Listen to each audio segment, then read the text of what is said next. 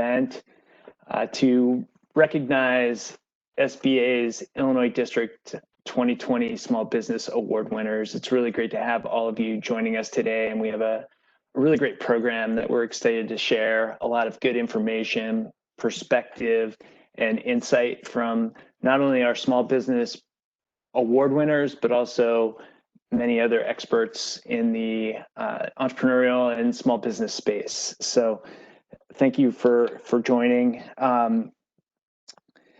It's been an unusual year for sure, obviously, but we're thrilled to share their stories, and you're going to hear directly from these entrepreneurs about how SBA assistance has helped them start and expand their businesses, as well as how they've responded to the COVID-19 pandemic. Facing uncertain futures, these small business owners have redoubled their efforts and crafted interesting strategies to maintain their customers and grow their sales.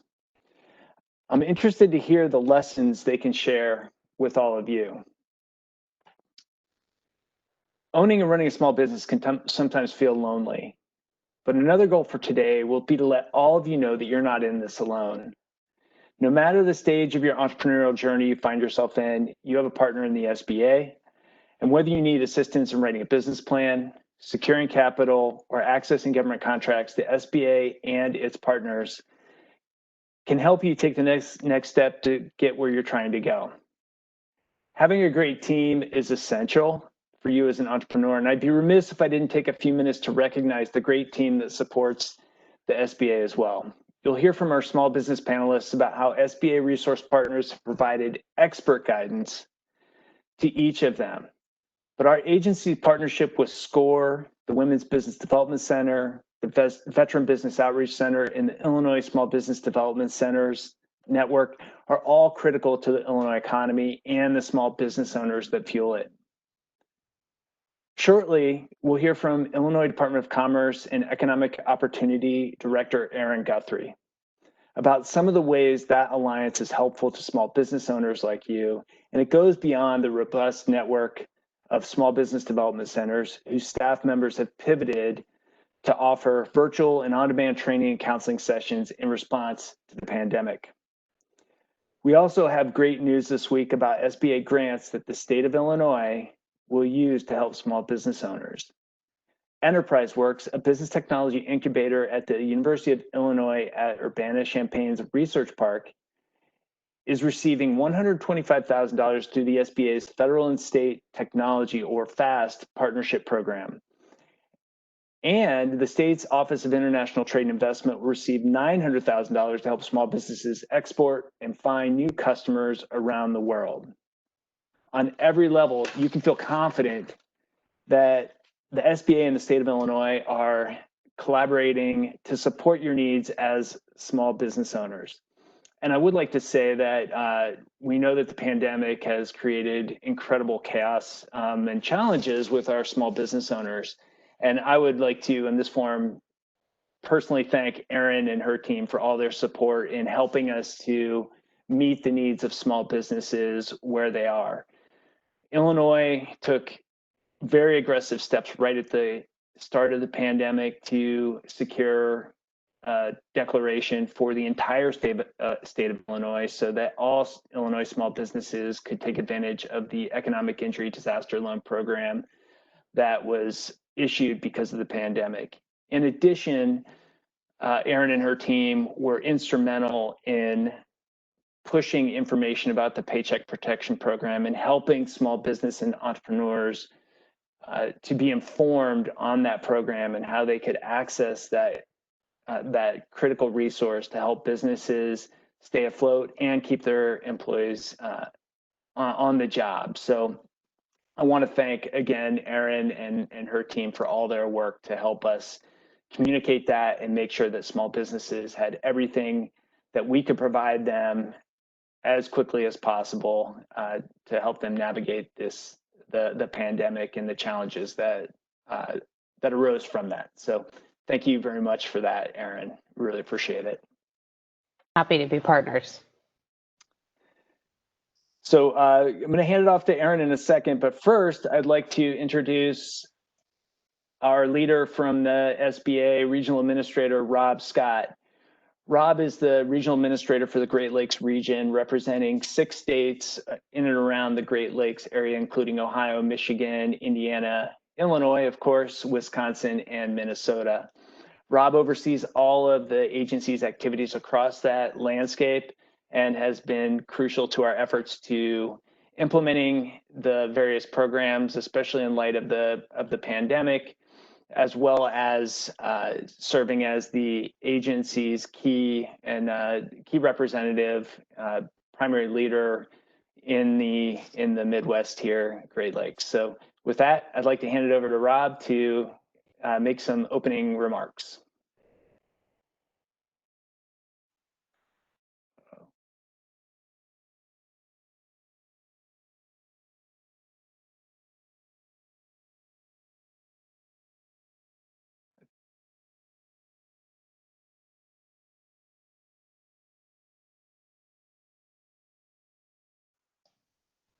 Rob, we can't hear you actually. You might be on mute.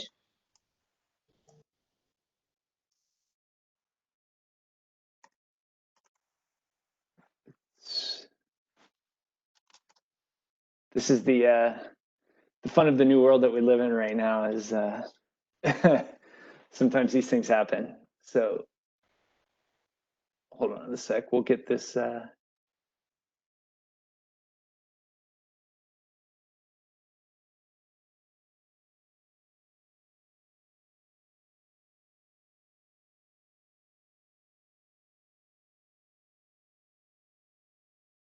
So what, I'll tell you what we'll do as we kind of work through these technical difficulties.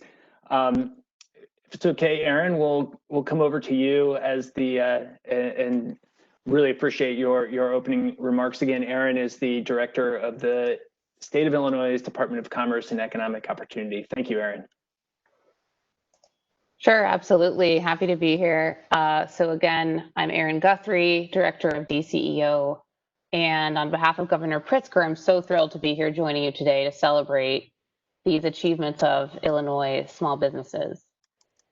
As all of us here know, small businesses power our economy. And in Illinois, we have over 1 million small businesses employing nearly half of our workforce. And we understand the importance of helping businesses start, grow, and thrive at DCEO. The COVID-19 pandemic has completely upended the way we live, especially for small businesses who often have fewer tools on hand to weather an economic storm. That's why the governor and DCEO acted swiftly, setting into motion over $1 billion in emergency relief programs since March. This includes a historic $636 million in business interruption grants, otherwise known as BIG, and a handful of others. All of these programs prioritize equitable relief for smallest businesses in the most economically distressed communities and industries. An initial nearly $50 million round of BIG grants have been awarded to 2,800 small businesses in over 400 cities and towns in Illinois. Over half of these grants went to minority-owned businesses. And the best part is, we're currently accepting applications for another round of business interruption grants. If you're interested in learning more, please visit our website and someone will make sure to provide you the details on that after this call. In addition, our close partnership with SBA has allowed us to secure even more assistance for Illinois small businesses. Earlier this year, we announced the expansion of our Illinois Small Business Development Center network, which included a combined $11.5 million investment from SBA, DCEO, and SBDC host organizations. 7 new centers were added, bringing our statewide network total to 42 locations and making Illinois one of the largest SBDC centers in the nation. We also secured $7.3 million in federal CARES Act funding for our SBDCs to assist with expanded outreach and training for businesses. And we worked with SBA to secure access to economic injury disaster loans and assistance to the Paycheck Protection Program. Illinoisans are resilient. Through these trying times, I've enjoyed talking to entrepreneurs and witnessing innovative new ideas come to life, crucial advancements in testing, for example. Access to funding is critical for truly innovative R&D, which is why we're also glad to announce, thanks to our partners at SBA, that Illinois is bringing home the Federal and State Technology FAST Grant. This grant will be awarded to the Enterprise Works Incubator at University of Illinois Research Park. The dollars will be used to deliver state and regional programs and increase the number of small business innovation, research, and small business technology transfer, also known as SBIR and STTR, proposals that get submitted and bring more funding to innovative businesses in our state. The outreach efforts with this grant will increase the participation of women, socially and economically disadvantaged individuals, and small businesses in underrepresented parts of our state, like rural areas. The businesses recognized here today were nominated by their local SBDCs and have worked hand in hand with them to grow. So I'd like to say thank you to all of our SBDCs directors who are here with us today for their tireless efforts to ensure we're doing everything possible to support our Illinois small businesses, and also to SBA for their continued partnership.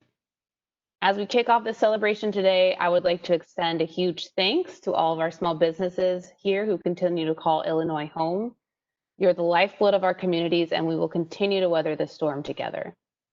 And finally, congratulations to all the winners today. I had a chance to chat with a couple of them when I logged in here. Really excited and inspired by all of you. Now I'd like to turn it back over to Bo, and I think possibly Rob, before we see a video featuring some of our Illinois small businesses who are driving impact in our communities. Thanks, Bo. Thank you, Erin. Really appreciate it. So yes, I think Rob is ready to go now. Rob, are you there? Can you hear us? I'm here. Can you hear me? Gotcha, loud and clear. Yep. All right. Well, thank you, Bo. And sorry, folks, for those technical difficulties that happens in this period of time. It seems like it's like conference call bingo. But what I started to say was that I'd like to thank Bo and his team for all their leadership in the state of Illinois for the SBA, certainly the state of Illinois, all of our resource partners. This is a team effort.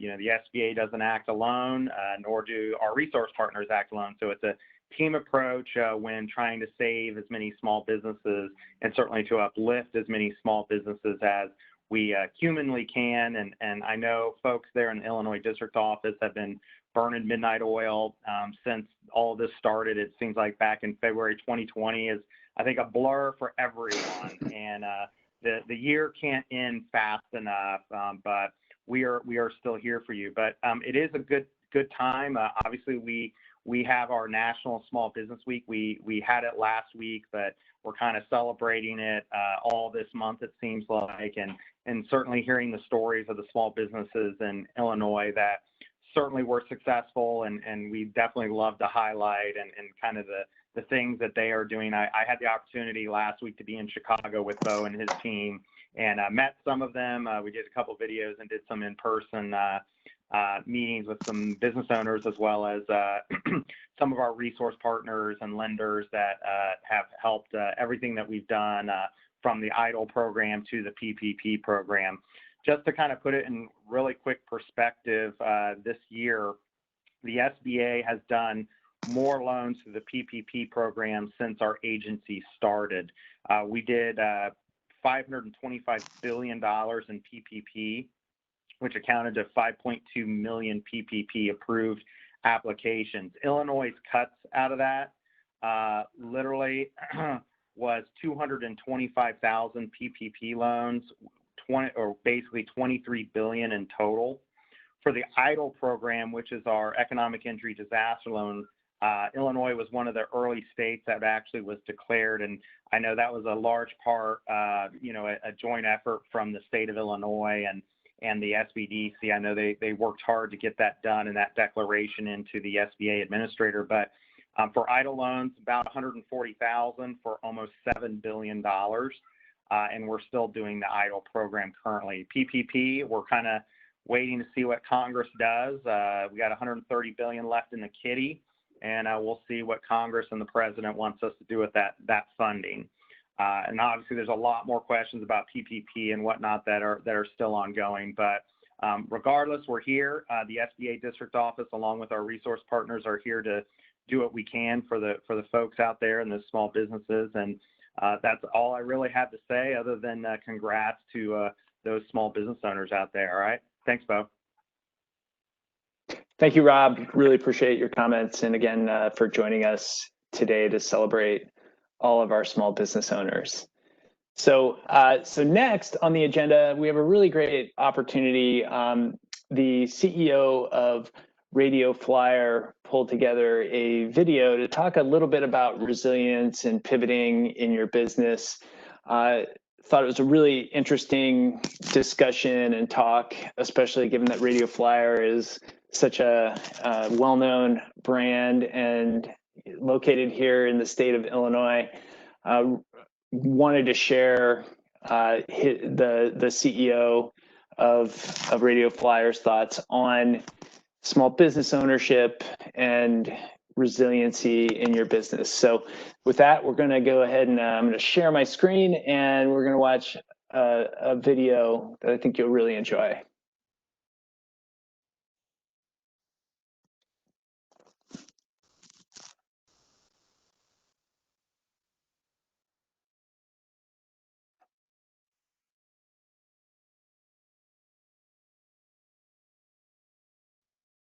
Can you hear?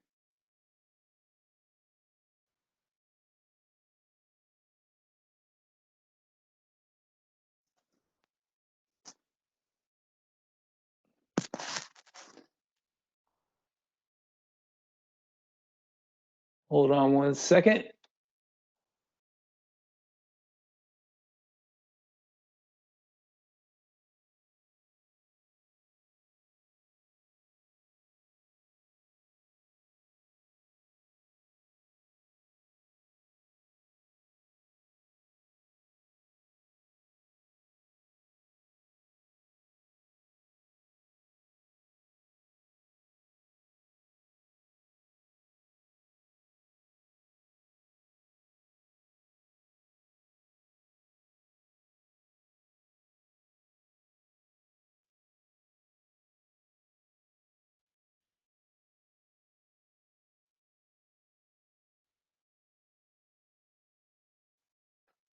Yes.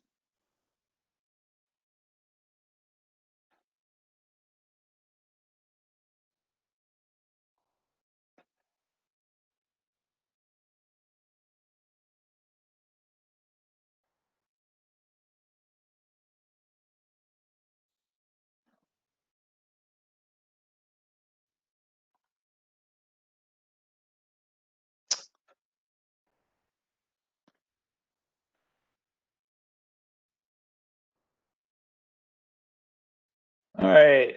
It sounds like we're still having audio problems with the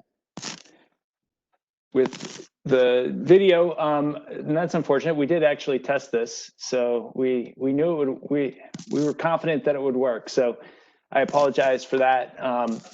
But given that that's not operating as we would expect, and so as to keep on pace, we're going to transition over the presentation and the Radio Flyer discussion, and we're going to go straight into the discussion with our small business winners. I think, that's what I'm sure many of you are here to see anyway, and learn from the small business winners who have accomplished a great deal, even in the face of the year 2020 and the pandemic and everything else. So what I'd like to do first is go ahead and introduce each of our panelists, each one of our winners, and ask them to talk a little bit about their entrepreneurial journey, how they got to where they are, and maybe some of the key challenges that they saw as they started to grow and expand their business. So I'd like to start with introducing Molly Meyer. Molly is our Illinois Small Business Person of the Year. Congratulations, Molly. And Molly is the CEO of Omni Ecosystems. I'll let Molly talk about her business and what they do, but it's super interesting and innovative. And so I'll go ahead and hand it off to you, Molly, to talk a little bit about your entrepreneurial journey and what Omni Ecosystems does. Thanks so much, Bo. I really appreciate it. Yeah, so Omni Ecosystems is a vertically integrated green infrastructure company.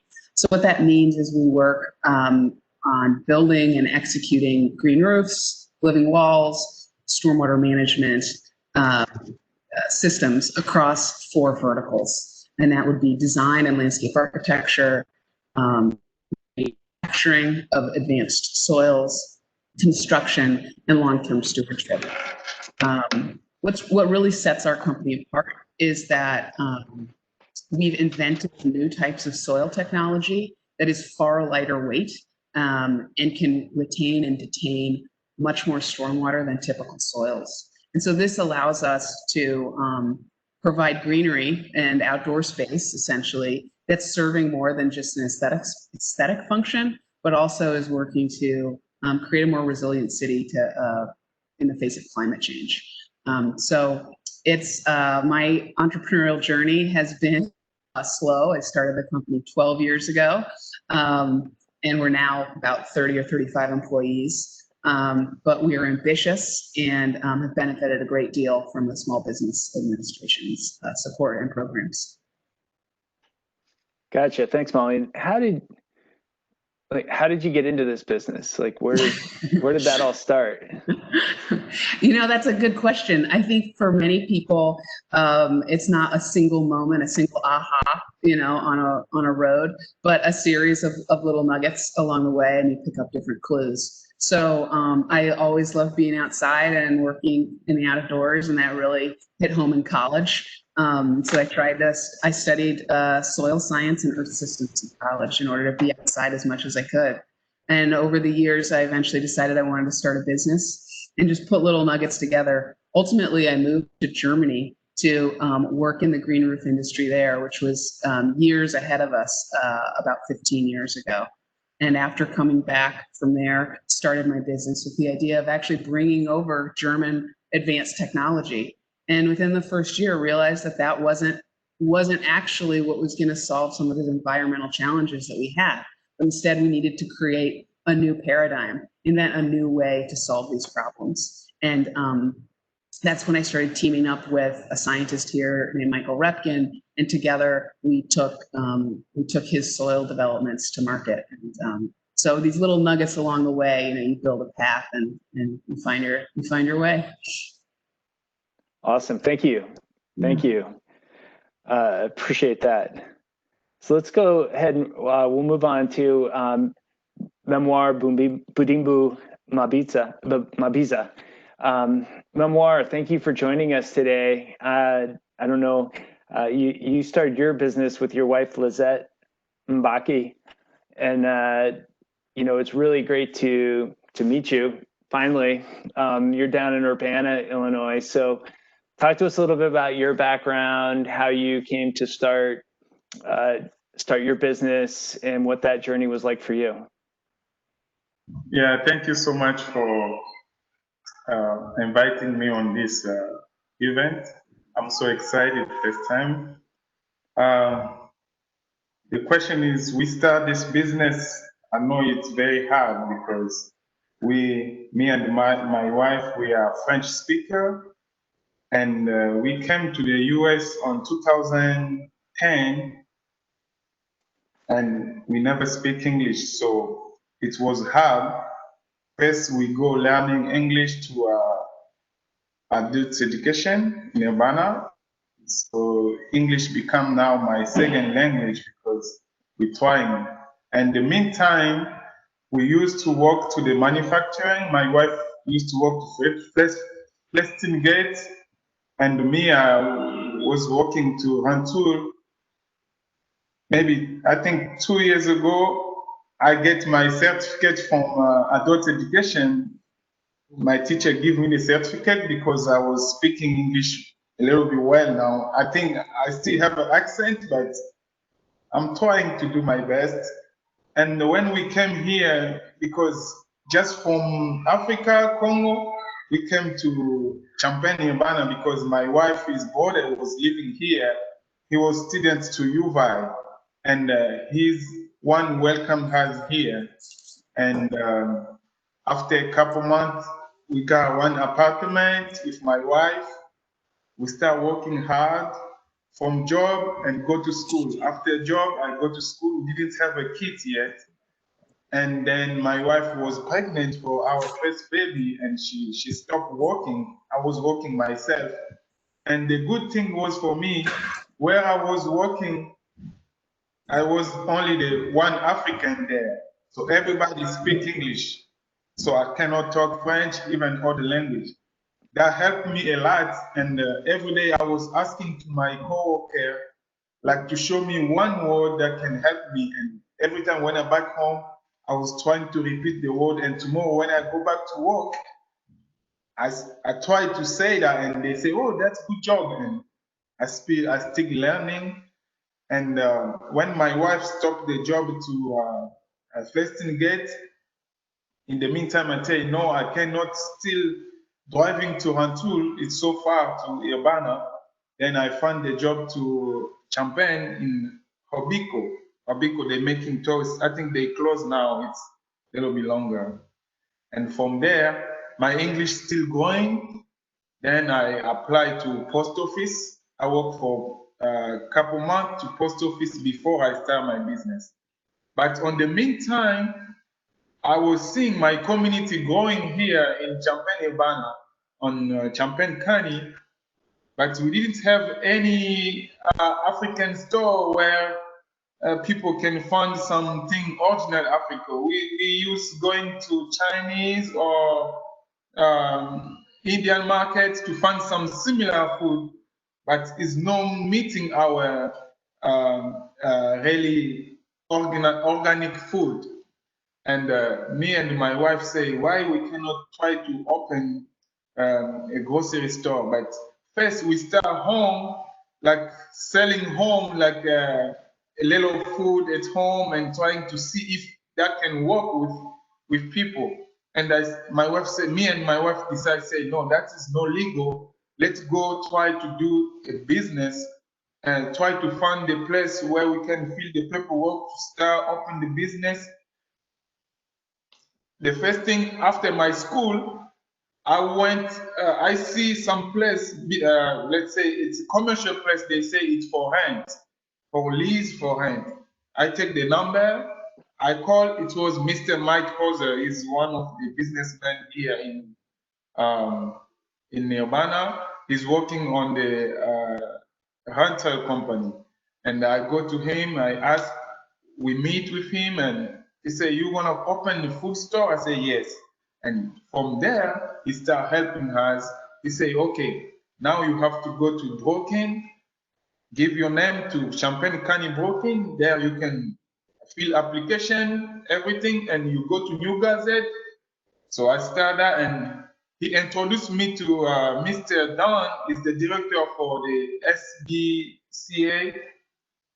We make an appointment, I go there, so, and he introduced me to Marielle because Marielle speaks French.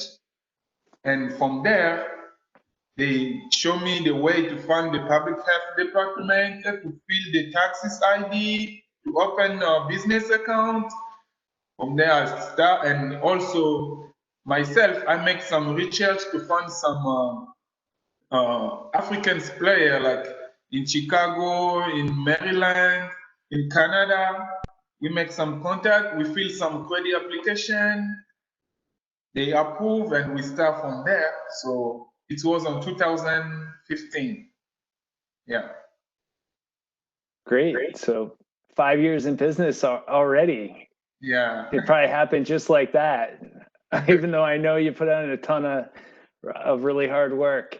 Yeah. I don't think I mentioned it, but you and your wife are our small, our family-owned business of the year. So I just wanted to make sure everybody who's listening in today knows what award they won. Well, that's a pretty amazing story. Now, I have to ask, like, what's your biggest seller? Like, what's the most popular product you have right now? Yeah, so we have so many stuff. So I think most African coming, they just opening their mouth say, wow, it's unbelievable. We cannot see this here in the US from Africa. So, but the biggest project we're working with Marian now is to trying to import ourselves from Africa to here, like some dry fish and couple stuff. But we're still working with Mariel for the next project coming. But also the COVID came and everything stopped. So Yep. yeah.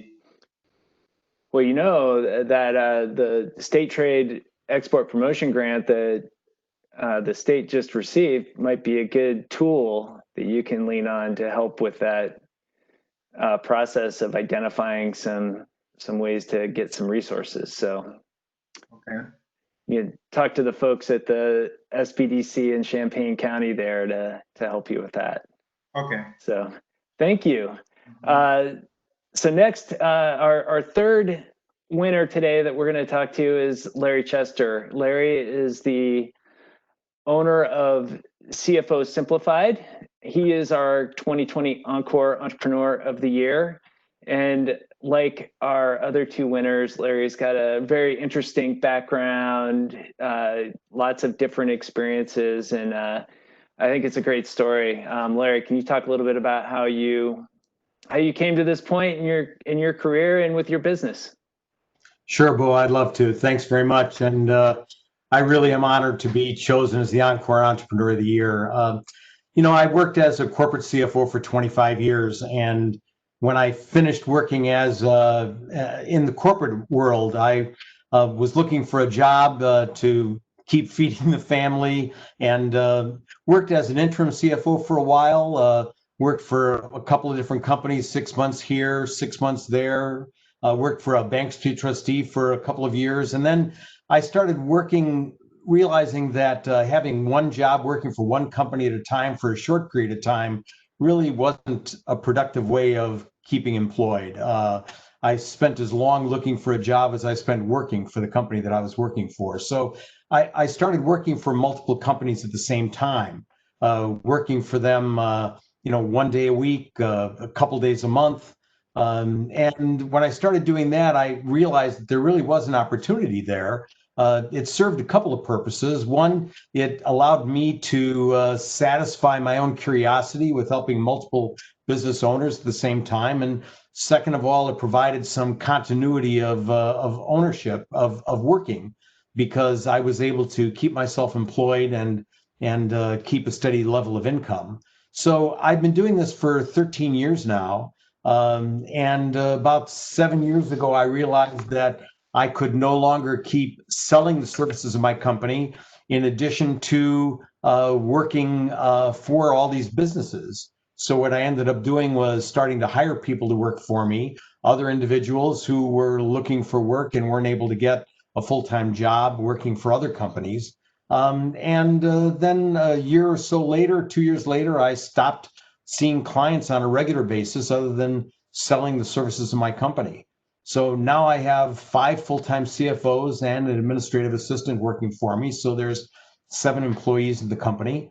And we also do QuickBooks bookkeeping and do executive search as well. So we're quite a complete financial services company. And we work for companies regardless of their industry, helping them with cash flow forecasting and strategic financial planning, helping them with bank loans, helping them understand their profitability and understand what their financial reports are telling them so that they can make decisions today that affect profitability tomorrow. And that's really our byword, is to help business owners get the information they need to be able to drive profitability to the bottom line in their businesses. Thank you, Larry. I love that background and how you kind of, you know, really took the initiative to start your own thing and to have grown it the way that you have and to provide this invaluable services. I know we met about a week and a half ago, and we're able to chat a little bit, and you know, you just see how business owners, especially, I'm sure Memoire and Molly can attest to this. You know, you're so busy doing so many different things, then you're kind of like, wait, where do I put on that CFO hat, and how do I find the time to do all that stuff and to be strategic in that manner? So I'm sure. Yeah, Bo, it's an interesting thing because I wrote a blog about 6-8 months ago. Dr. Seuss wrote a book once called The 500 Hats of Bartholomew Cubbins. And my blog was basically that every entrepreneur who starts a business is wearing 25 different hats all at the same time. And his first goal is to figure out how he can get rid of as many hats as he can so he can do the one thing that he enjoys doing the most, wear that one most glorious hat of all, which is the thing that he enjoys doing. And that's, I think, every entrepreneur's challenge. Absolutely. And I can safely say my small business owner, and so I see her trying to get rid of those hats all the time as well. So I like that. I like that analogy a lot.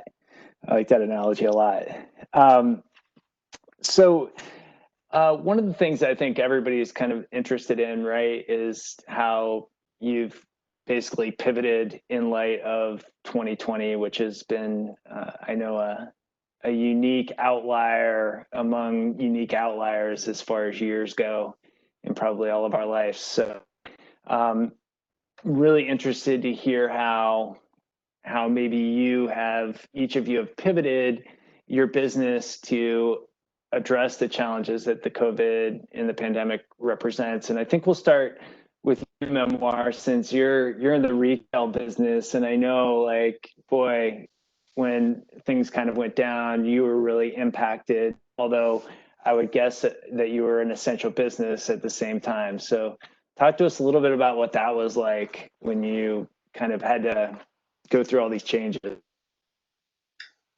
Yeah, it was very, very hard. And this came like spontaneously. We just hear from China, the COVID coming, and now in the US, oh my God. The big thing for me, it was because my biggest customer is the students on the UI, and everything must stop. No school, everybody back home, and I lose, I think, 30% of the customer never come. So you have some stuff that must be sold right away that you can't, and you still have bills to pay, everything. Employees, I have three people working with me, and you have to still paying them the utilities. That was very hard time. But the little bit good thing was most family live here in Champaign, Urbana. They need to put food at home because they never know.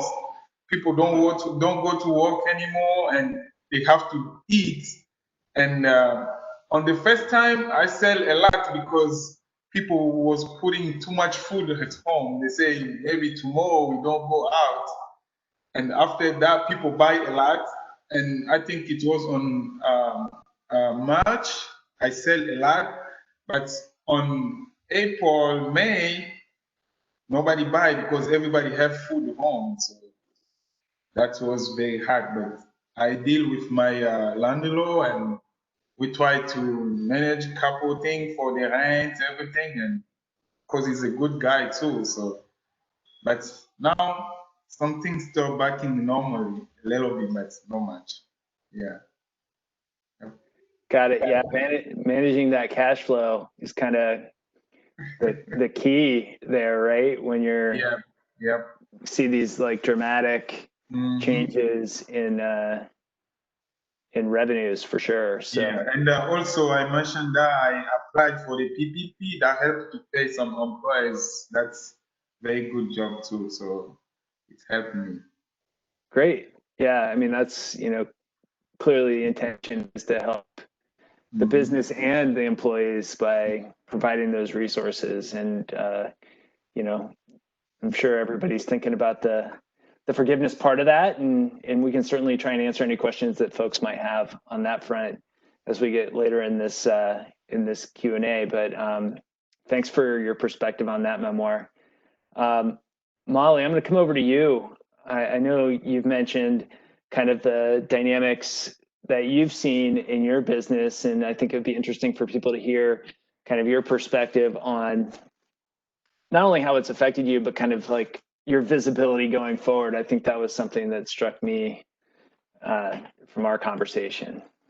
Totally, yeah. So, you know, we have, I think that green infrastructure and being outside is one of the things that people are actually gravitating towards within this time. So, while in general, the construction and AEC industry is on very uncertain footing right now, not knowing what the next cycle is going to bring, we are finding that there is those projects which are moving forward are committed to creating outdoor space and valuing landscape, unlike has often happened in past projects where landscape is the last thing done and it's not integrated into the full sort of green building perspective that's coming to a project. So we're really excited about that. And our project here that an SBA 504 loan helped fund is really a great example of that. On our rooftop, which is above that ceiling that you can see behind me, that is a very minimally structured, enhanced structure from a 100-year-old roof. There's a huge green roof covering that entire thing. And for us, that's a sales tool, but for our own staff, it's been incredible because now our team can bring their laptops up to the rooftop and work outside for the whole day if they want to. So it creates actually a lot of options for people to work outside. So, you know, I guess what I'm trying to get at here is that there's so much that's hard to predict. I don't think we're in such an uncertain setting that's so hard to tell what's going to happen to the economy and to individual marketplaces. But I do think that in general, this time of reflection has increased people's gratitude for an outdoor space. And so in the long run, I do think that our business is going to come out ahead. While it's rocky in the interim, I think in the long run, we're going to come out ahead because building owners and people who are investing in new development projects are saying, let's make sure there's outdoor space. Because if this continues or if this happens again, we want to make sure that we have a lot of flexibility for our tenants or our residents or whomever. Got it. No, I appreciate that. And I have to just comment here. You know, I've been to Mali's space, I think it was at the beginning of July, and then just as recently as last week. And you'd be amazed at what this roof looks like. It's got a full like prairie plant. It looks like you're in a field out in somewhere in Western Illinois. There's tons of trees that are up there, like full-size trees. These aren't like little trees. They're real, no kidding, maples and birches and other trees like that. So it's pretty amazing what they can do and what Molly's team can do with this technology to make a green roof that really you're shocked that you're on a roof. I mean, you have like, you know, bees and other pollinators up there. You've got monarch butterflies, the whole 9 yards. It's a whole ecosystem. It's really, really cool. So thanks, Bob. Yeah, I know, it's amazing.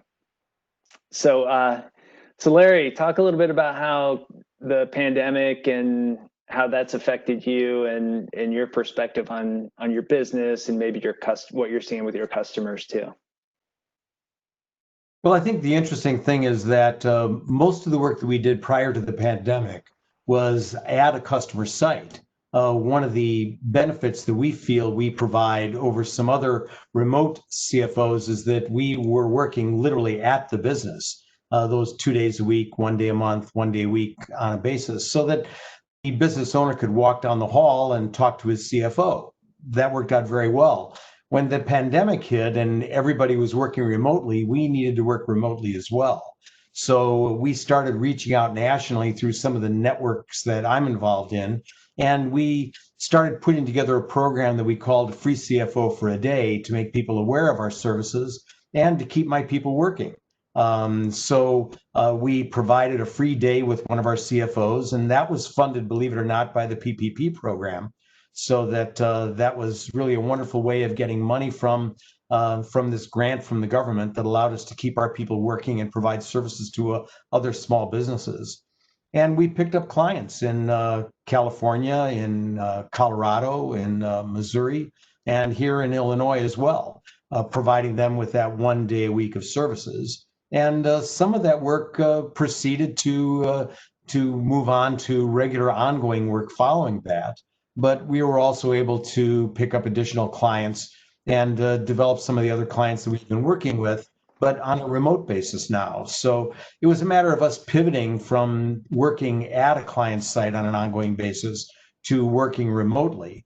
And of course, using vehicles like Zoom or WebEx or things like that certainly allowed us to have those kinds of conversations on a direct basis.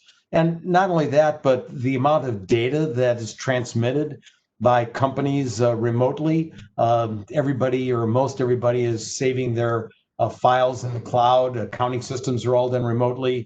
We have pretty much almost the exact same access to data and information working on a remote basis that we had when we were working directly with the company. Even attending management meetings, which are being held over Zoom since basically nobody's in the office. So that all worked out very well, and we were able to do quite a nice pivot with the help of the PPP to allow us to serve those clients.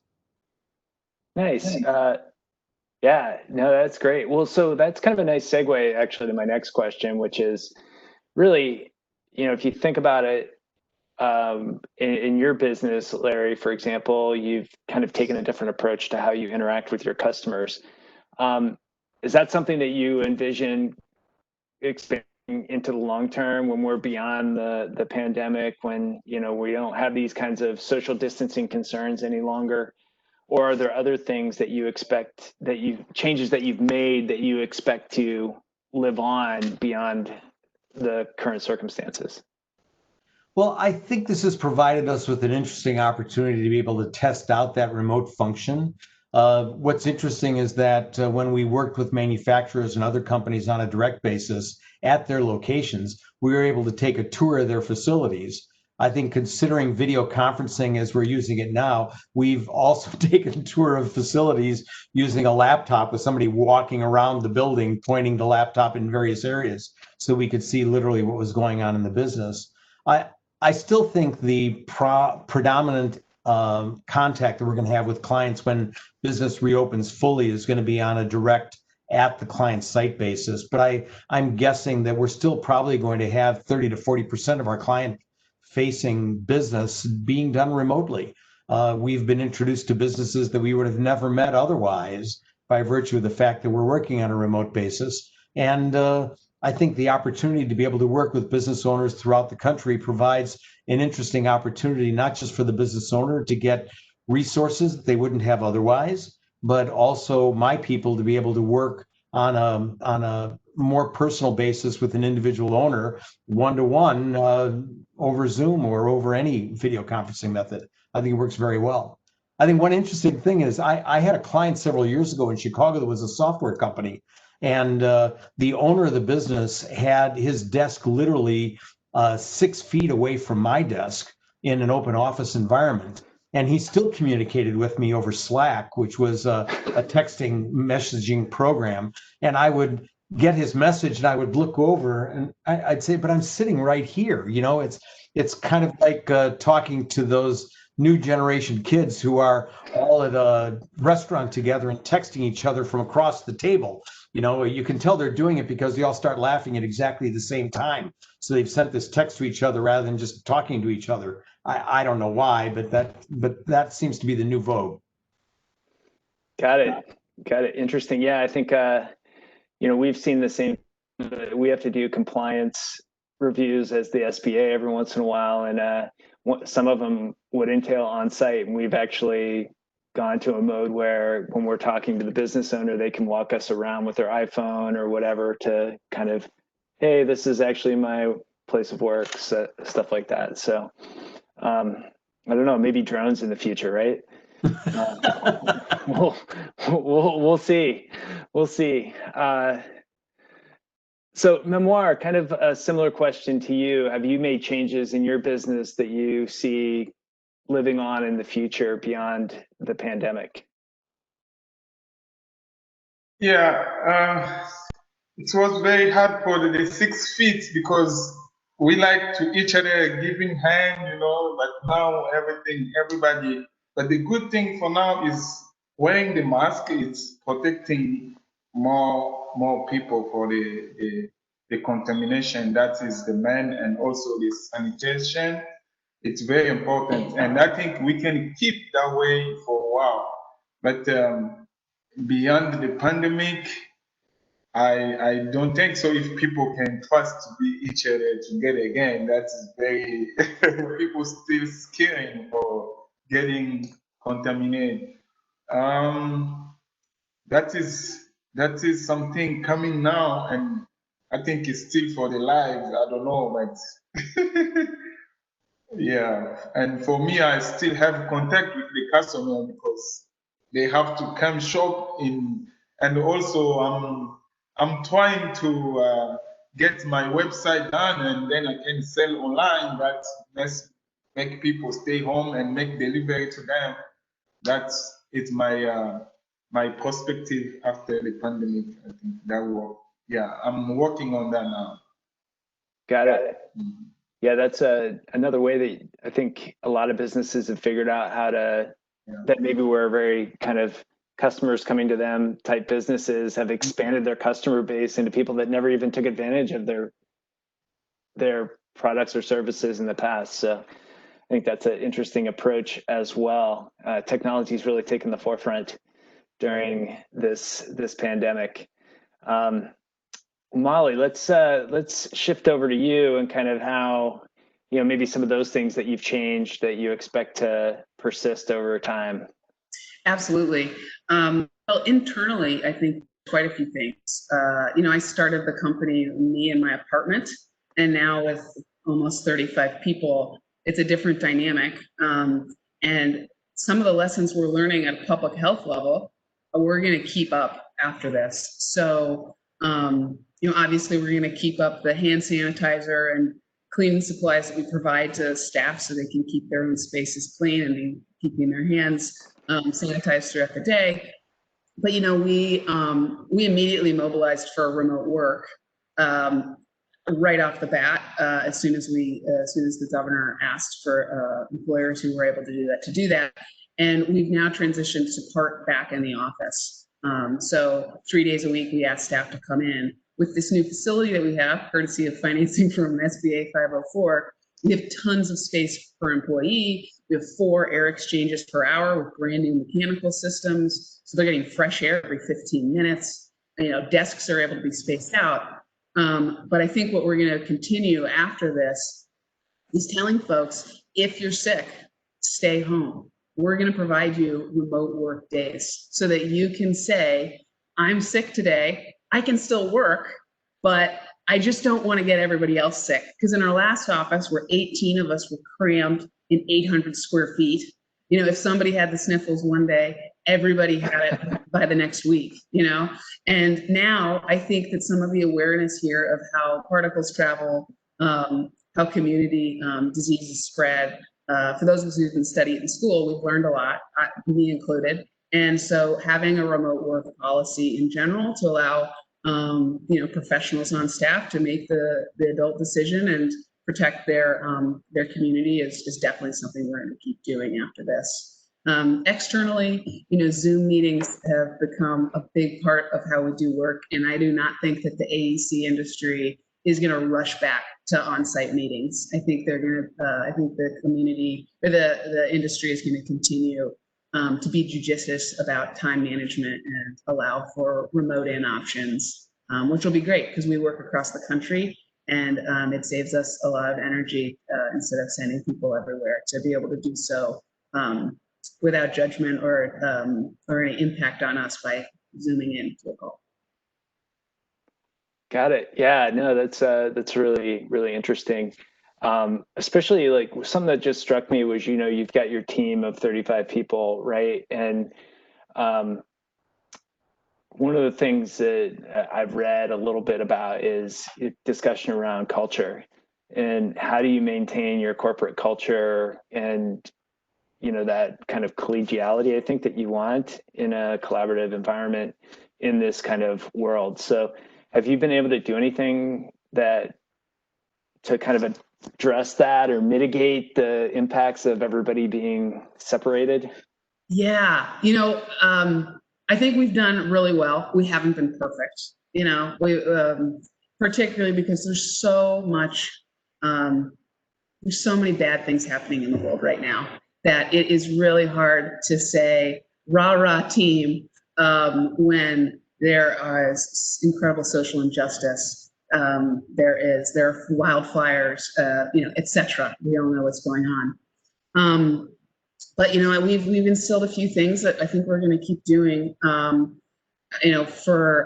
Since the beginning of March, I have sent a biweekly all staff email at every payday to tell them what the news of the company is. And a lot of times there's some rah in it. It's very transparent and very open. We give a business fundamentals of the company update, COVID updates, general announcements, and birthday wishes, stuff like that. And that's been well received. I mean, these aren't short emails. Sometimes these are 2 pages or longer because there's a lot to convey, but it's a way to make sure everybody's getting the same information. Early on in the pandemic, we did weekly happy hour Zooms on Fridays. Now I started back as we brought people back into the office in September.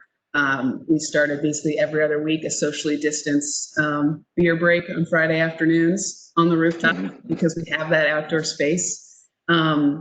We have also done and are doing a few activities that are, again, outdoors and safe, but doing things together. So we had a photosynthesis day where we all spent time planting and mulching the rooftop upstairs and working together. Everybody got new tie-dye t-shirts, and we had our drone pilot fly through and take pictures of us. We had a Juneteenth celebration. We have this week, we are doing a rooftop harvest where everybody is participating in harvesting some of the yield on the roof, which we're going to turn into hand sanitizer. And the flowers that are harvested, we're going to donate to local churches and elder care. So everybody's, we're trying to carve out an hour or 2 here or there for either safe drinks or safe activities. Obviously, we still have to keep the business going, but little touchstones as well as really good communication are what we're trying very hard to do to keep the culture up. Got it. Thank you. Larry, kind of similar question, because I know you kind of work virtually with your team as well. Any perspective on that culture piece and kind of how you maintain rapport with the team? Well, we've always tried to stay in close touch with each other. I mean, I really view that multiple heads are better than one, and the 5 CFOs that I have are in constant communication with each other if they have issues that they want to address or questions that they have to find out something specific that somebody else has been involved in that may apply to their business. But we have monthly staff meetings, and we used to have them face to face. Obviously, we're not doing that anymore, but we still have monthly meetings on Zoom where we, get together and talk about the business, talk about what everybody's doing, talk about our marketing efforts and the new clients we're bringing on, so that everybody's well aware of what's happening. And it also gives everybody an opportunity to talk about their clients and the things that they're facing in their individual businesses that they're working with. And I think that kind of cross-fertilization is important for any business, whether it be working as a consultant or working in any manufacturing or service organization, so that everybody knows what's happening overall within a business, so that they know that they're part of a larger effort. And I think that's important for every organization. Got it. Yeah. Thank you. Memoire, you're kind of the one business here that's not virtual, right? Everybody's on site and everybody's in person. So you had probably a little bit different experience with helping people adjust to the norms of wearing a mask and all the other protocols that you have to take. How did you manage that change with your team to kind of get them on board and get them, I guess, as excited as they could be about it? Yeah, on my team, first, my wife, she's there and always with her, so everything is in person. And my employees, every day, and also we still have update from public health that we're supposed to have meeting every week and talking about safety for the customer and even for the worker too. So we still have meeting in person, but we keep the 6 feet and also wearing mask when we're talking, because we cannot have a like Zoom or virtual meeting. We just following the instruction, just be alone and also using safe like sanitation, like Mali say, we should be able to provide hand sanitation and also clean the wall every time, even the window, the car shopping. So that is the thing my worker do every morning. The first thing when they clock in, they have to use the hand sanitation for clean everything. So that thing I think we stay after the pandemic, we have to do this every time. So for me, I still have in contact with customer, and also we put sign in the front door before you come in, wear your mask and also wash your hand after you go in. So, and it's hard. I know a lot of people, you're still talking every day. Some people say, oh, I forget my mask in the car. Okay, friendly, tell him just go back and wear your mask. It's very important. So just for your safety and my safety too, yeah. Yep. No, I get it. You definitely have that aspect of like actually having to, you work with the customers too, and getting them on board with the program, I'm sure is a challenge. Yeah, and also I have to mention this. On this pandemic, we had a lot of people, because we have some traditional stuff from Africa that was helping people to making the immune system to be strong. Like we have some tea, some Vicks that you can put in your body, and also some traditional stuff that help people get the corona, and they was on quarantine, but they feel good and go back to their work. So we help them. That was just for free. If people say it's sick, the hospital say you have to be on quarantine, and we provide some traditional medicine and give to them. So we did on this pandemic a lot. Yeah. Got it. Great. Yeah. Great. Thank you. Mm-hmm. I just have one more question, but I also want to let everybody who's participating today know that if you have a question for these three business owners, please put them in the Q&A, and we'll make sure we get them asked. That's part of this, is to allow you all out there to get your questions answered as well. So please put those in. So the next, it's kind of it's twofold. One is the question is, I'm gonna like each of you to share what SBA resources you've taken advantage of in order to help you, with your business, not just through the pandemic, but even pre-pandemic, some of the resources that you took advantage of. And then maybe if you could also give us a shout out for your nominator, each of you was nominated by a small business development center.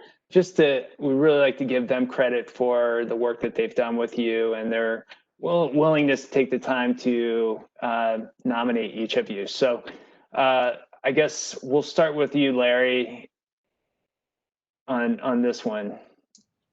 Sure, no problem at all. And what I really want to do also is show off my little trophy here. So I was lucky enough to arrange with Bo to come downtown and have this presented to me personally. So you guys get to have them mail it to you, but I got it personally handed to me, and that's it right here. So my nominator was Merle Thomas from she's working at ICNC and the Industrial Council of near West Chicago.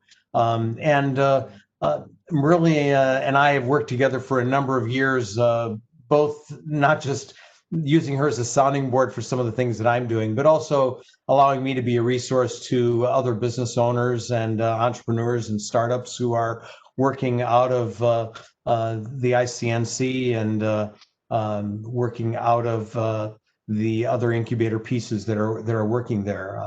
I've put on a number of seminars on cash flow forecasting and on financial planning for businesses. And that's always been a great joy for me in working with businesses.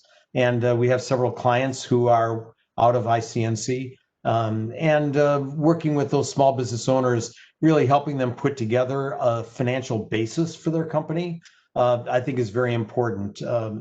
I find a lot of times that people start businesses pretty much out of their pocketbooks, out of their wallets and their checkbooks, and they don't really put together a set of financials for themselves. They start putting together a spreadsheet, and then suddenly they're doing a couple $100,000 a year of business, and they don't know where it's coming from and where it's going to, and they're struggling to get invoicing done. And just putting together some very basic financial information is not expensive and very easy, and allows them to get numbers and answers that they need to be able to operate their business. So that's one of the things that I've enjoyed doing at the ICNC and helping business owners start out that way.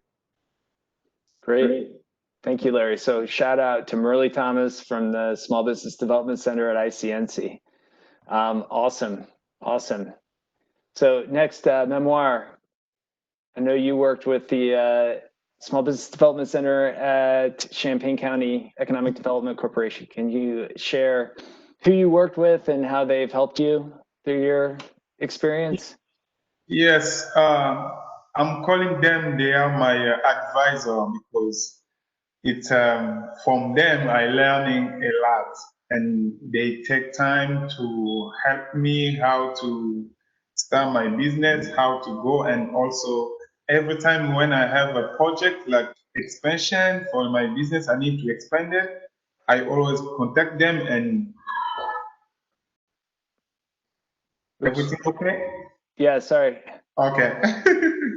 Yeah, and they are dedicated to help me. And also every time when I have it's like I expanded, because I expand 3 times on the business. So How many times? 3 times now. 3 times. Yes. That's awesome.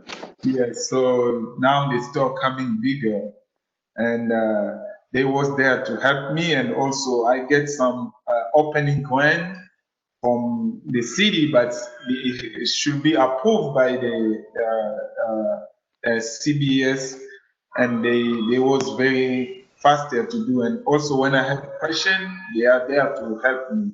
And Mariel sent me I didn't know we have PPP, and Mariel sent me an email, all information. Then I contact my bank, everything. So that helped me a lot too. Like now I have a restaurant coming, and we're working with them too. Even I'm planning to open the restaurant and the banquet space, because now city of Urbana don't have any banquet space for party or meeting or graduation, something. So I'm working for that, and we're working with them. So they still close with me. I'm calling them my parents in the business. Yes. That's awesome. That's awesome. Well, thank you for sharing your experience. I know they do great work down there in Champaign County at the SBDC. So good deal. And nice on expanding 3 times already. That's pretty amazing. So great work there. And then Molly, can you talk a little bit about, I know you've worked with the Small Business Development Center, but you're kind of like the person that, you've really taken advantage of a lot of different SBA programs. So can you talk a little bit about that and how that's helped you? And also a shout out to your SBDC advisor for sure. Absolutely. So he is an absolute rock star, Andrew Fogarty. I've known him for over a decade now, and he's just been amazing to work with. He's the director of the Illinois Small Business Development Center and nominated me for the award. Great hardware. Thank you so much, Bo and SBA. Yeah, Andrew was really great. Yeah, we've benefited from a lot of programs. SBA 504 I've mentioned a couple times.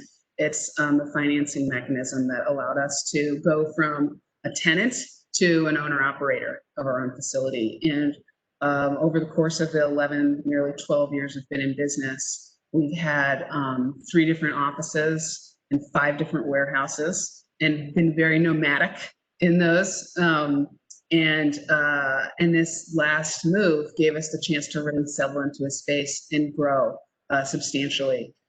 So that's been huge. Steve Kirby with Growth Core and Kip Reed with Fifth Third were the partners who helped make that 504 work. Let's see, we've also benefited from the PPP program. We applied for that through Fifth Third and received the funds.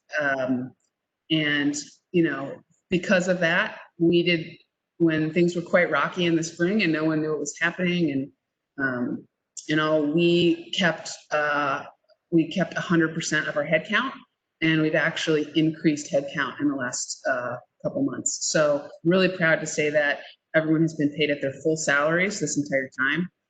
We did reduce 401k match, but otherwise employees have their full compensation packages, and that would not have been a reality had it not been for the PPP. I cannot state enough how critical that program has been to our lives and all 35 lives in our business and their families as well. It's it can't be understated. Yeah, and we also are beneficiaries of the SBA EIDL, which is colloquially called the Disaster Loan Program. So we do have a small amount of money that's come in for that. We actually have not had to tap into it. It came late to us. We tried to get in early, and there were some challenges with the application process. So it actually came a little later when we were through some of the rockier bits. But we have that on hand right now.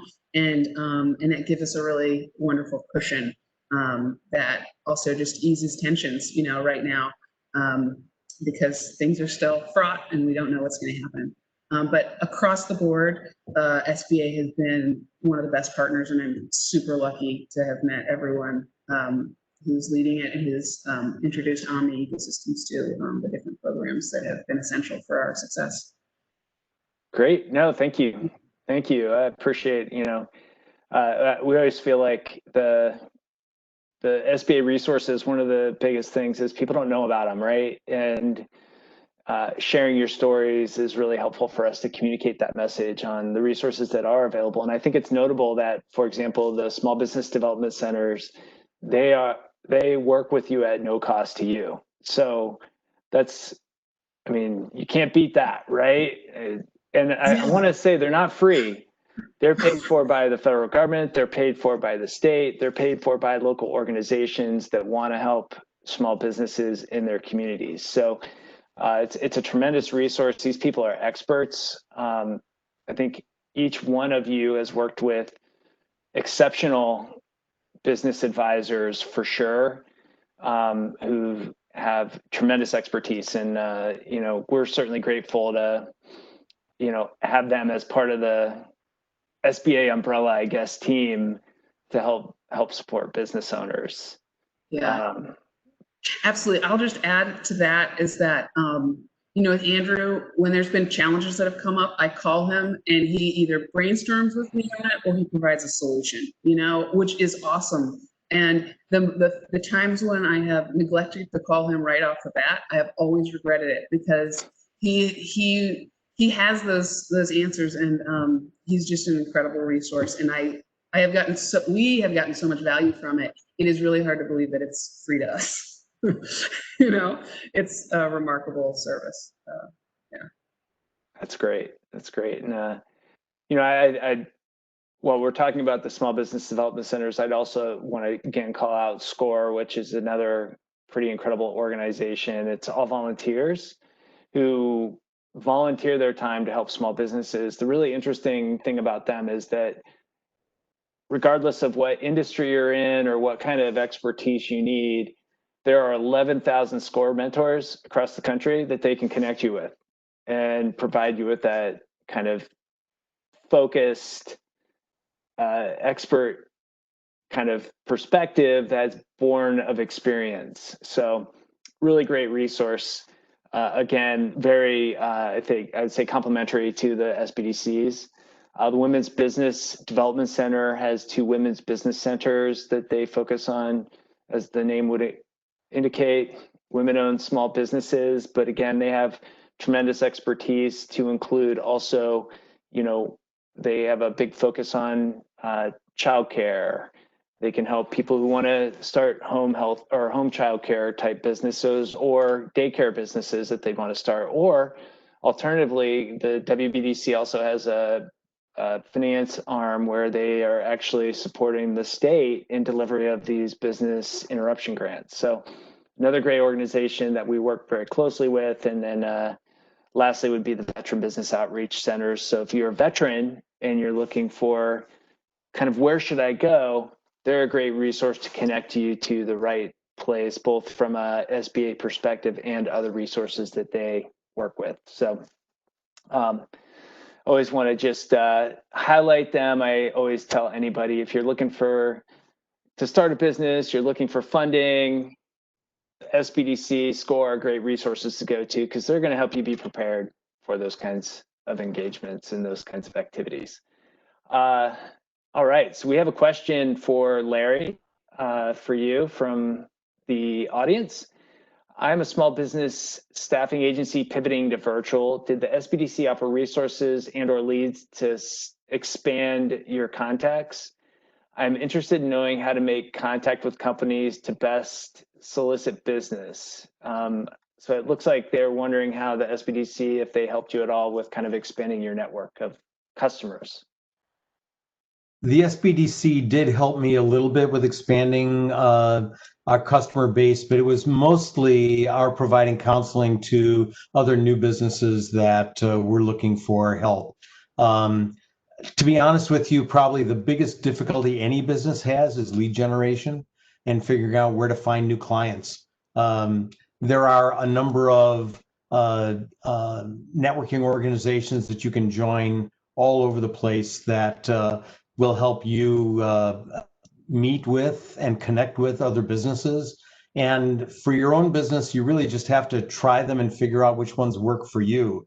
I have found that some business connection organizations have worked for me in terms of generating business for my business, and others just haven't been apropos because of either the size of business or the connection that those businesses, the services that those businesses provide. So what works for one business doesn't necessarily work for another business. And what you have to really do is just be out there meeting people and finding out what organizations they're joining and whether those are productive for them. That's really the best way of figuring out how to make good contacts into the business world out there. Great. Thank you. All right. So I think that's the only audience question that we've gotten so far. So what I'd like to do is just offer each of you the opportunity to just make one last comment, any advice or thoughts that you have for our small businesses and entrepreneurs out there who are listening in today. And then, you know, I'd like to just, and then I'll have a few more words to say in recognition of each of you, and then we'll be done. So I'll go ahead and start with you, Larry. That's fine. I think the biggest lesson any business owner learns or any entrepreneur can learn is that change is inevitable. It doesn't make any difference whether the economy is going well and your business is going well, or whether you're facing a real crisis like really almost every business has faced in the last 8 months with the pandemic. The business environment is always changing. Your clients are always changing. Your staff is always changing. The types of products or services you're providing are going to change, either because you come up with new ideas or because, believe it or not, your competition comes up with new ideas, or your clients have a need for something that you aren't providing for them at this time. My suggestion to every business owner is to be open to that change, to welcome that change. I had a business professor when I was doing my MBA who told me that businesses that used to make buggy whips were a big business back in the late 1800s, but there aren't any of them today. And the question is why? And the reason is that they didn't understand what business they were in. They thought they were in the business of manufacturing buggy whips when really they were in the business of manufacturing transportation accessories. If you as a business owner really understand what your core competency is, what it is that you're providing as a business service or as a business product to the consumer market, whether that be B2B or B2C, and you follow that train rather than following one specific item, you'll be much more successful down the road and be able to pivot and be able to modify your business and change as the business climate around you changes. Got it. Sage advice for sure. Memoire, any thoughts for our attendees? Yeah, just like Lori say, never give up if something coming to you. So you have to fight, and if you want what you're doing, you can successful. Awesome. Absolutely. Persistence, right? Just keep at it. Yeah. Thank you so much. And again, congratulations on your award. Thank you. And then before we get to you, Molly, I wanted to just recognize one other business owner who wasn't able to be here today, but I wanted to recognize Kimberly Moore, who is the President and CEO of KDM Engineering.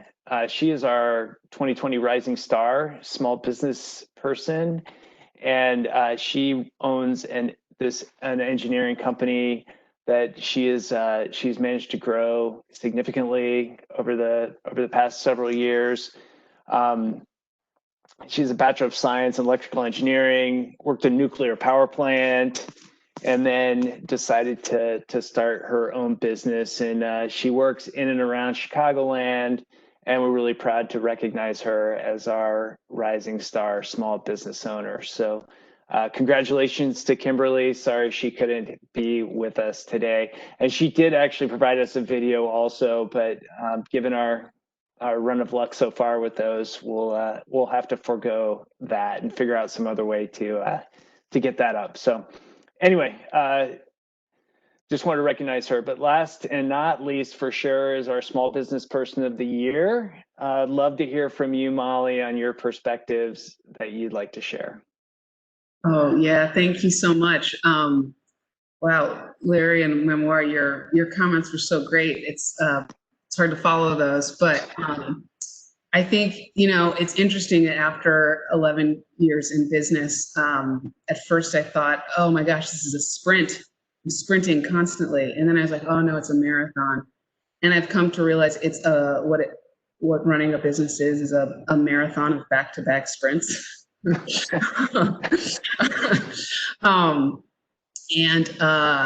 Through this pandemic and through just the year of 2020, it has that realization has become, just ever more heightened. And I certainly have my moments of despair and worry and anxiety. But I'm trying really hard. What I work on, each morning when I get up is to say I can be optimistic. And optimistic doesn't mean that I'm blind to what's happening right now, but it means that I believe that the future can be better, and what I do today can make a better future. And so that's what we're working on right now. And I think that everybody can be a part of that, that optimism and hard work to invest in a better world. And that's what a successful business is. It's one that sees a problem and makes the world better in some way through a solution. And so I'm optimistic, and I hope that you guys are too, because there's a lot to maybe help us, or that makes us want to falter in that right now. But I think there's a lot to be hopeful for. Awesome. Thank you. Thank you so much, Molly. And I want to thank all of you for your willingness to participate this week, or sorry, today, in sharing your perspectives. I certainly have found it really, really interesting, and I've learned a lot. So I really appreciate the opportunity. It's the other thing I would note is we were actually, all three of you, we were able to go on site to deliver your awards. Well, Larry, you came to us, but we did go to Memoire's store. We went and visited Molly. So, we're really grateful that you welcomed us into your places of business to do that, especially in these times.